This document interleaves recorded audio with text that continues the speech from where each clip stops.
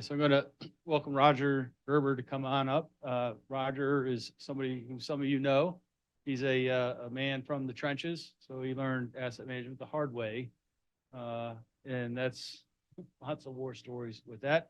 But an element, Roger right now is at the helm in Army Deputy Chief of Staff, G9, responsible for a number of the programs that are really advancing the asset management capabilities in the Army. And we really welcome you to be here, Roger, and looking forward to your thoughts. Thank you, Jack. Thank you, Jack, and thank you for the invite here. It was good listening to your presentation, Chris. Seeing those dams when I was in the Savannah district, we had 3 of those hydropower dams on the Savannah River and brought back memories. But we're all representing our facilities, and I agree with the comment that asset management is asset management. And if it's a building, a dam, a road, a runway, and we're all wrestling with the same problems. And one of those is IT and finding slides, but hopefully those will come up. They were emailed at least 3 times this morning, so Jack, you can probably empty your inbox. But we're all wrestling with the same things, right? Regardless of where we're at. And many of us do the same thing. So we send money to Searle. Searle's probably on the line here.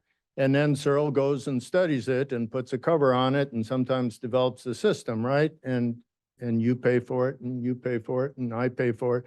And if you know, nothing we're going to say today is going to be anything new.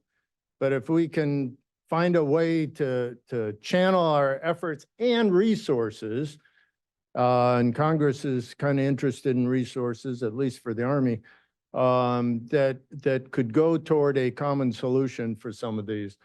So we succeeded. So yeah, I'm in the Real Property Asset Management Division within the headquarters. Army G9 used to be Assistant Chief of Staff for Installation Management, changed our name. Most of the actors stayed.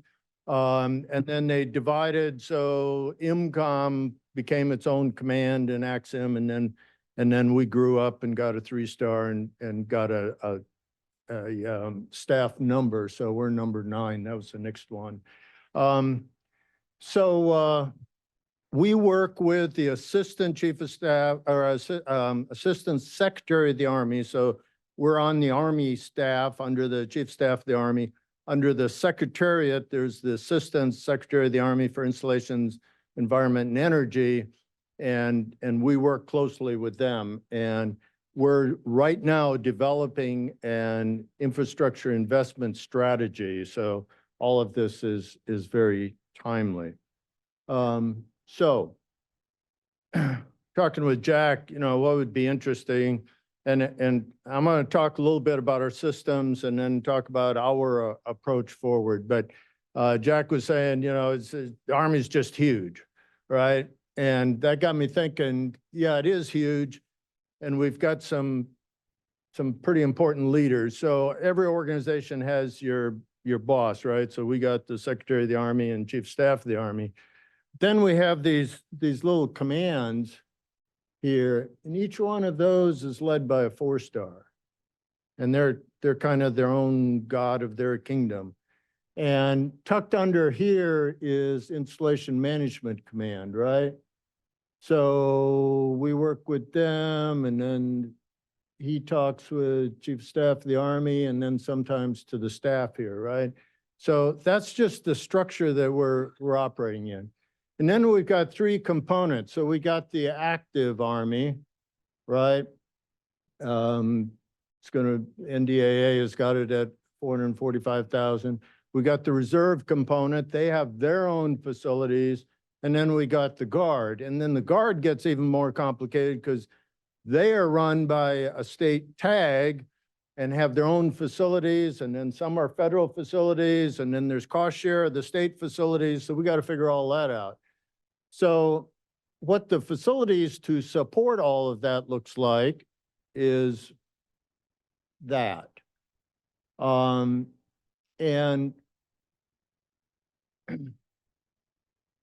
In 2019, OSD published a new policy on accounting for real property. And it was financial reporting organization. And what it basically said is whoever the lead service for that installation is, you are responsible for accounting and financially reporting everything in the fence line. So if it's DODEA or DLA or for the Army, if it's Navy, Air Force, we've got to account for all that. And so that's about 470,000 facilities. And that doesn't count the land. That's, whoops. Is there a way? Yeah, there we go. That's about another 40,000 records, 14 million acres that we're responsible for. And then within that, so that's accounting for, and I'll talk a little more at the end, but we got a full financial audit going on, and we got to account for each one of those, and a whole bunch of people interested in that. But then we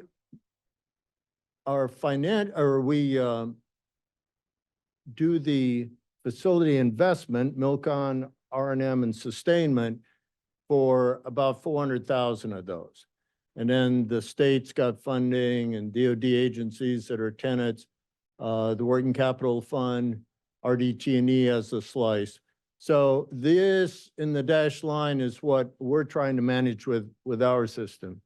And that's about those nearly 400,000 structures, about 700 billion in plant replacement.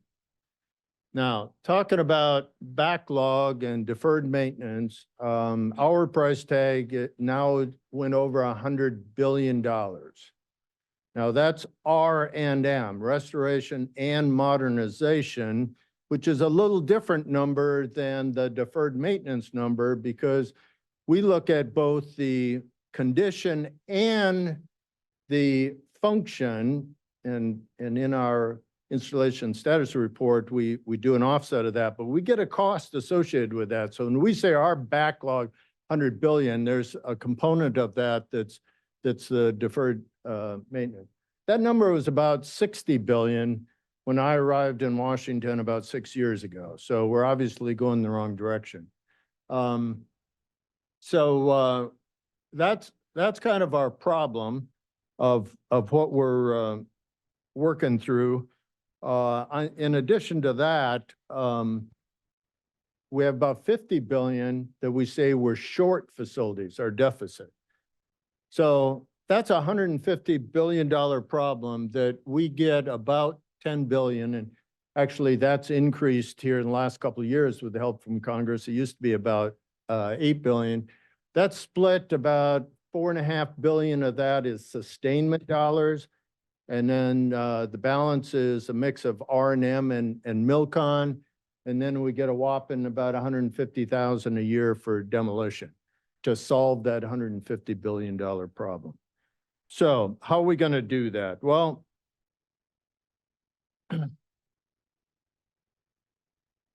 obviously you can't manage it on a napkin or a spreadsheet, although we're still trying. We send out data calls every day. It drives me nuts.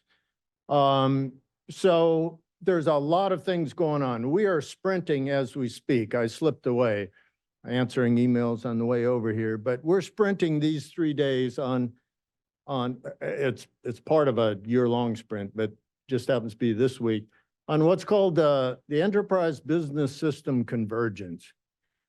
And that's to update all of Army's financial reporting, the GFIBs, of which we've got real property, plant maintenance, and project systems that, as near as I can tell, was the cheapest model SAP sold back in 2010.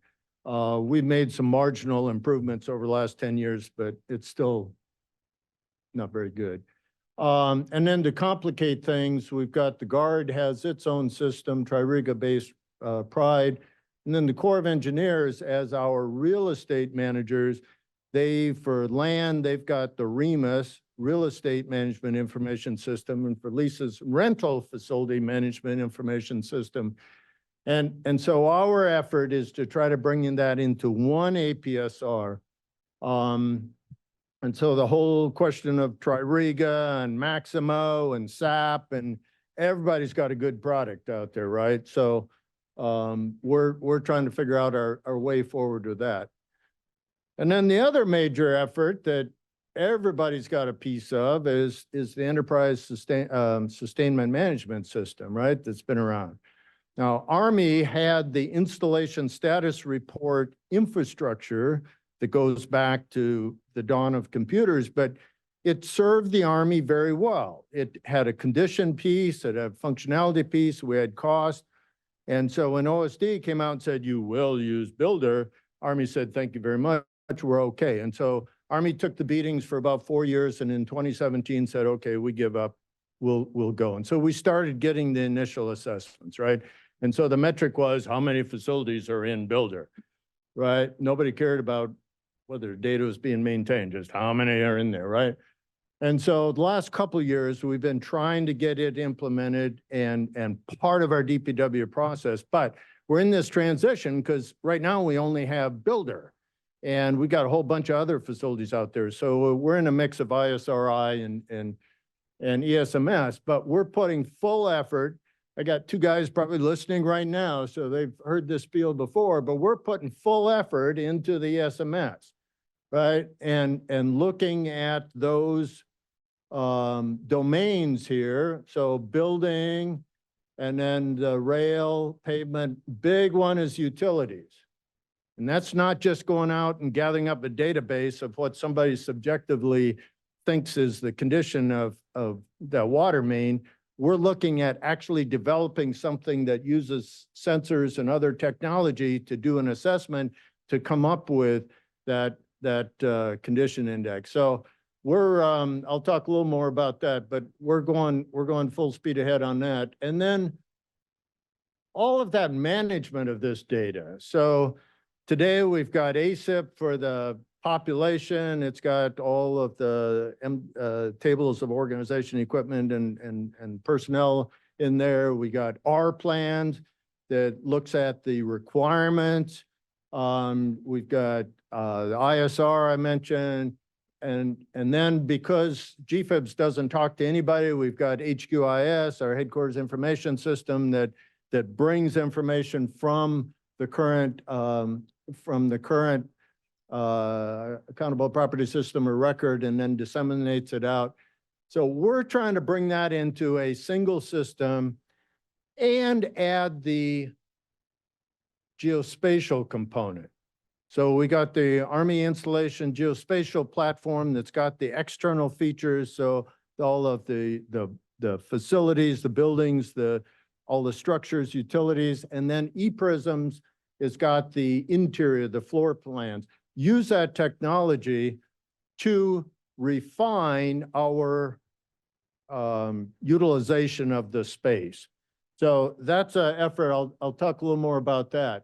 But it's very important that these are connected. Now, at lunch, I was talking with Jack and Pete, talking about, if we were going to create a new system, right? You just forget everything you've got and walk in this room and go up on the whiteboard and lay it out. I mean, in a perfect world, this would all be in one system. Politics, money, and a million other reasons, we probably aren't going to get there. So we're trying to bite the elephant a piece at a time, at least, with the money and initiatives that are going on, that these talk to each other. So it's not a swivel chair, right? It's an electronic update. So when SMS says this work needs to be done, it comes down and tells the computerized maintenance management system need this work. When that work's completed, it goes back and tells ESMS work's done, right? I mean, it sounds simple, it's a little complicated because you got all those component section libraries in there that both of these systems have, right? So a little more on the SMS. So like I said, Army said, okay, in 2017, we'll go out, humor OSD. We have to report to them every year, and, you know, Mr. McAndrew made sure that Army was getting that done. So we are getting it done. Most of our buildings are in there. But like I said, we need to get these other domains so that we can do that same assessment, condition assessment, and we need to develop the functionality capability, right? Build out the functionality capability. Because I think if you're going to do asset management, it's not only the condition, you need to make sure that you got the functionality in there, right? And the associated cost. So for the Army, when we have modernization, we got all this new equipment, we got to adjust facilities for that. We got stationing decisions, moving units all over the world to be able to do that analysis and get that into our system that generates our requirements. And then another big piece is, I mean, so OSD, I guess it's still I'm probably speaking for OSD and I'll hear later, but so we've got the facility sustainment model, that model that looks at facility types at the facility analysis category level and has that whole layout of the plant replacement value and the sustainment unit cost, right? And it gets updated. And that's what we've been using since 2003 or whatever. We believe, and we funded Searle to do some analysis that ESMS should be able to generate the full spectrum. So the service cost, inspections, that repair, component level replacement, and then if the condition gets to the point where you are going to recapitalize it, right? And so to that end, looking at incorporating that preventive maintenance services piece into what ESMS would generate, right? And so I think, I mean, well, most of people in here, I think, use some version of it or some part of it. If we would pool our efforts, so Searle is working on one set of problems, and I know we've got some uniqueness that they need to work on, that would separate. But if we could agree kind of on the big picture that we need to get these domains all developed, condition, functionality, and bring them together into this enterprise sustainment management system, and then really have something that gives us now, you know, Searle is saying that this release and ESMS, we're starting to roll that out in FY24. I don't know where everybody else is, but to give that predictive analysis, right? So what might happen, right? Here's the condition of the facility, and if you don't fund it, it's going to get worse, right? And be able to show how bad it's going to be at the end of the POM or in 2030 or 2050 or whenever, right? So that's a step forward. But I think where we really need to get to is the prescriptive, right? What should we be doing or what should we be telling? Now, that's easier said than done. I mean, here at headquarters, we can create all these budgets. They're in a POM offsite as we speak. Probably right about now, they're briefing facilities, barracks in particular. We can sit here and send money down. And it goes down to AMC, and then it goes down to IMCOM, and then it goes to the installation directorates, and then it goes to the garrisons. And then we don't know what to do, right? I mean, the DPW is down there, and he's getting calls from, you know, the 4-star and 3-star and 2-star. Oh, God, I'm going to go fix that. Our systems, we're trying to get there, but quite frankly, when the money gets down, now that's not true for Milcon, obviously, that's separately appropriated, and the R&M projects are centrally managed, but the sustainment, that $4.5 billion, there's some DPW, and probably not even DPW, there's a Boyd chief down there. I mean, I know the one that I had in Wiesbaden, he had a whole stack like that, right? And he had his system for how he pulled those out. Person ticked him off, they disappeared, right? I mean, so we need to get our system to where that poor Boyd chief down there can use this to prioritize that $4.5 billion on what truly needs to be done. And, you know, not all facilities should get the same sustainment, depending on where it's at in the curve. Here's my concern. Back in the early 2000s, I was asked, talking to Mike Hansler, our high water point was $12 billion, more than our total investment, $12 billion of MILCON. And that started when we started the global war in 2003 or whatever, right? And we built all that stuff. Guess how old it is? It's about 20 years old. Guess when it's starting on the Weibull curve, right? And if we don't take care of that, we are going to have a huge problem facing us. So we really, really need to get to here where we're more prescriptive. And then, I mean, I just airing dirty laundry, but right now, the way there was an Army Directive 20 in 2020 that pushed that responsibility down the components. And, you know, there's a lot of leeway down there in how they prioritize. And I just think if we're going to get at it from an enterprise standpoint, we need a system that identifies where we need to spend our money, and then we need to prioritize that work. All right, so that's our beloved ESMS.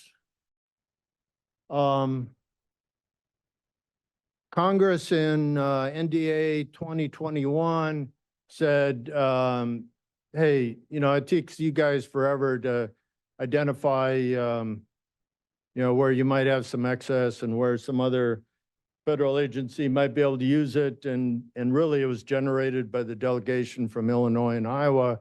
Hey, there's private sector out there who could use some of this excess facilities, right? So they gave us a directive to develop a methodology for making excess available, right? And so, and they funded it. That was a good thing, right? It wasn't one of those unfunded mandates. So we ran with that, and we, using our ePrisms platform with our geospatial data, at the unit level, we were supposed to have a pilot, and we have a report due back to them, and I guess now it's in 3 years. We got 10 installations that are participating, but the whole idea is that, somebody mentioned it earlier, maybe some discussion we had, that our current way, we know we have excess at Fort Moore or Fort Liberty, you pick a fort. Our current system doesn't tell us where that is. So it may be a floor here and 2 rooms over there, and that we're getting it down to where we have it at the facility level, and then we can generate the cost to consolidate, right? So human nature, you just spread out. And so units spread out all over, and whatever's left, the MWR goes in and puts a set of weights, and we have a weight room, right? And so we use all that space regardless of what we're authorized. And so what this is trying to do is put some discipline into that to say, here's what you're authorized, and here is how we're going to use that. And so these installations have identified it. And then it's available for Army stationing as we look at where we're going to move these units. Other DOD, so we got the Navy's asking, DOD agencies, right? Somebody's always looking for a room someplace, push to get out of leases. Other federal agencies, right? So we have a lot of tenants. And then ultimately making it available to the private, if it's there. So we're pushing forward with that.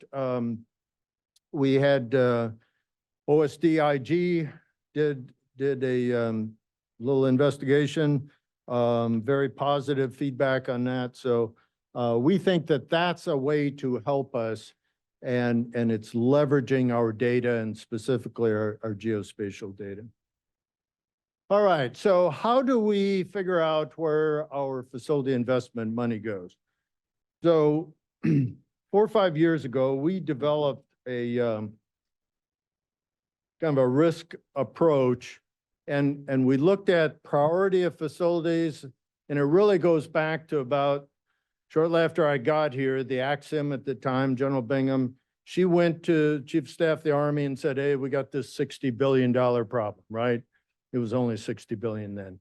And he said, you can't possibly need $60 billion. Go away, come back and tell me what you really need. And so we developed this facility readiness driver and identified these tiers, tier 1, 2, 3. Forscom was really supportive, USER was really supportive, and we came up with those. And so we necked that down. At that time, it was around 13 billion. We said our critical requirements, right? But that was just one dimensional. So we created this risk assessment that looked at the consequence, right, of failure. So we've incorporated it now over here. And then we looked at the condition and functionality. And we said then that our critical was their important facilities and their Q3, Q4. So the Q rating 1, 2, 3, 4. Q4 is less than 60 FCI, and likewise with the functionality. And so those are the critical facility. So we had already developed that, right? What we didn't have was a pretty little heat map.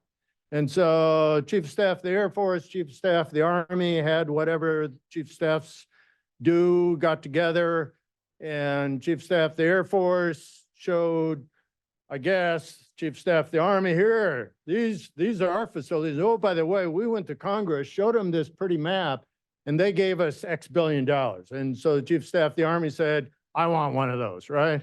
Okay, so what are we going to do? So Searle was off working on this V-time thing. And so we said, okay, let's leverage that. So we developed what we called the Facility Investment Analytics, FIA, right? It was a nice acronym, and it stuck. So we've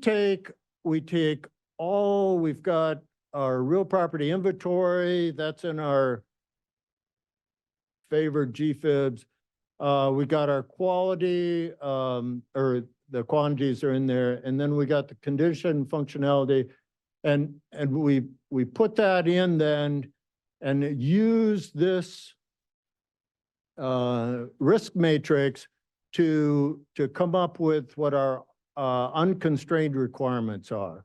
And that's both for the backlog, and then we set it at 75% at the moment, repair to replacement, to come up with the recap requirements, unconstrained. And then we go through our whole program objective memorandum, POM process, come up with what those dollars are, and then generate or program then the MILCON, R&M, and demo. And for sustainment, we just use a percent. So we were trying to get to 90. We're at about 85 for barracks. We're going to go to 100% of FSM. So that gets taken right off the top, and then we divide this up.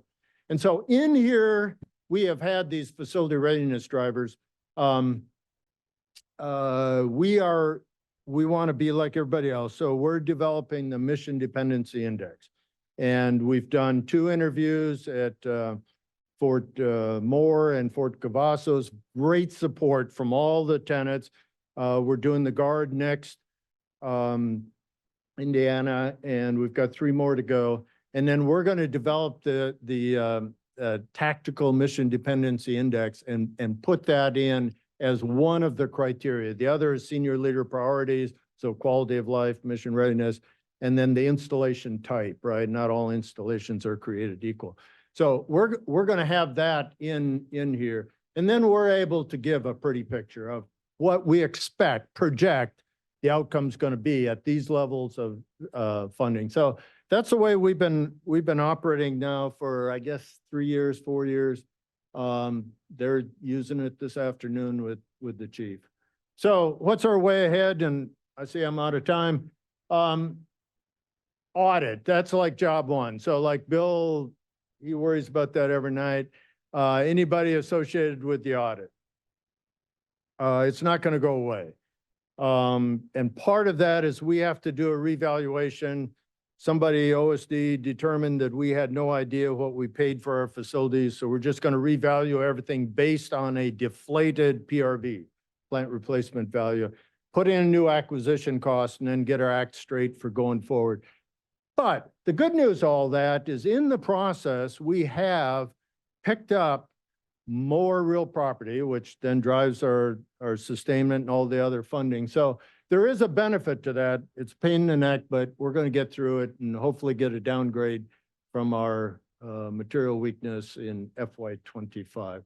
Systems modernization. So we're going to drive this EBS convergence effort. We're kind of leading that, but we want to have it tied to our geospatial so we can use that technology for our quantities.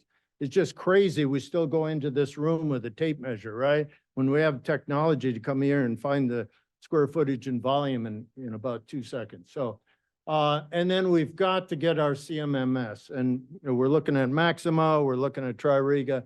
We got to figure all that out, but it has to be tied to ESMS, and then we're going to drive the ESMS. So someday there's going to be a DoD instruction come out that says Army is lead service for ESMS. I don't know what that means. Another meeting, I guess. But anyway, we have got, I think, to get our collective efforts on developing ESMS that gets all the domains, gets this interface. We all should have that same goal, get the functionality, and then be able to generate that full spectrum of facility investment. We got this shortage problem. We've got a lot of excess. The problem is it's in the wrong place. But we have excess on installations that do have requirements. It's just we have no idea where it's at, and it's going to cost us some money to consolidate, get people into their authorized space. So we're kind of excited about the RPSA helping us with that. Plus, Congress told us to, so it's a twofer. And then we need to be prescriptive, both in our methodology and then in our direction.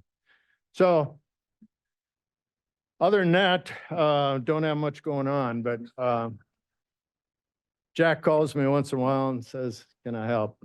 Oh, I just can't say how much we appreciate your presentation. And so if the Asset Leadership Network gets one of those colorful heat maps, we'll get a couple $2 billion too?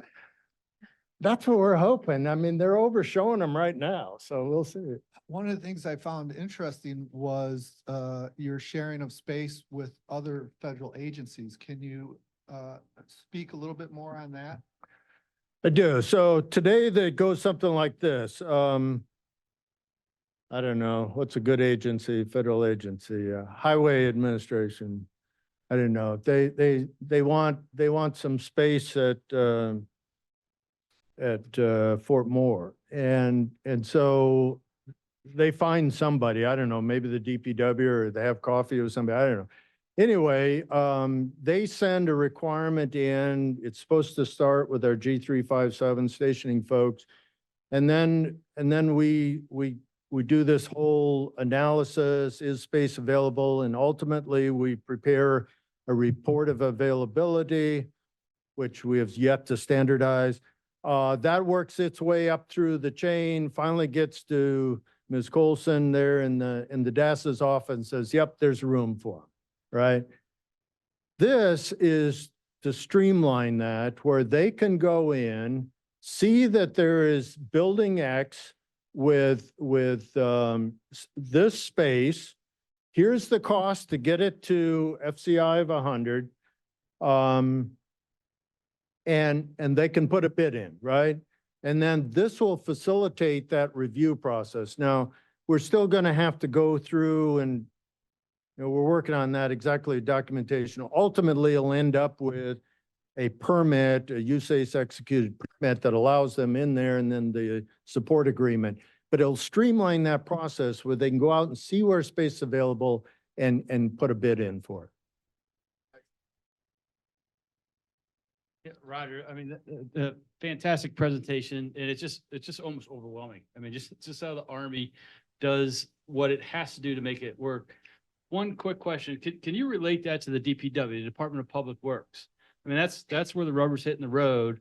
A lot of people in this community and, online are really trying to figure out how to make that resonate. We even heard some questions from NASA this morning on that. Can you just relate what you're saying and how that's empowering that individual?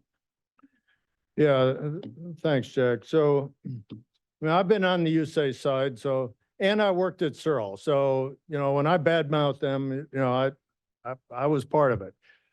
Know where some of the bodies are. So, and then I was at VSPUN. Now, I had a little bit of advantage there at VSPUN. When I was there, we were in the transformation, $750 million of construction there for the consolidation from Heidelberg, Mannheim, and Darmstadt. So they created this office, and I got the good part. So I got master planning and engineering, and I created an op cell to manage the moves and furniture and all that stuff. And then the DPW got the rest. So he still had to fix the toilets and all that stuff. But we work closely together, and I was joking about the Boyd, great local, national. I mean, all these people are out there trying to do the right thing. There aren't any communist sympathizers out there, right? I mean, they're all trying to do the right thing, but they're listening to you got a number of bosses out there. So what I envision is that if we can get to where ESMS is a tool, and the DPW at Fort Leavenworth got up and gave a presentation at a conference. And I mean, his opening, he got up and he says, "I love Builder," and it's boo, and then yeah. So there's mixed feelings. And I've told folks, ISRI is going away. So if you're in love with it, love on it, but it's going away. I mean, we can't do both. We've got to get the ESMS. But if we can get to where that's a useful tool for them to prioritize their work based on the condition and functionality and the MDI, I'm excited about the MDI, and Jack and Carrie have done a fantastic job. I was a little skeptical, right? I mean, you ask those two questions, you're going to get that, but I'm a believer now, right? But then it's there, and then it can be rolled up at every echelon for decision making. We can sit up here and there's a chart in front of the Chief of Staff of the Army right now that says we're going to repair 283 barracks in FY25. Who believes it's 285? It's like guessing the number of clips in a jar, right? I mean, there's a range probably of between 100 and 1,000. So if we can get to programmatically, we need to put money there, and then let the DPWs, they know best. They're trying to do the right thing. So I don't know, did that, okay.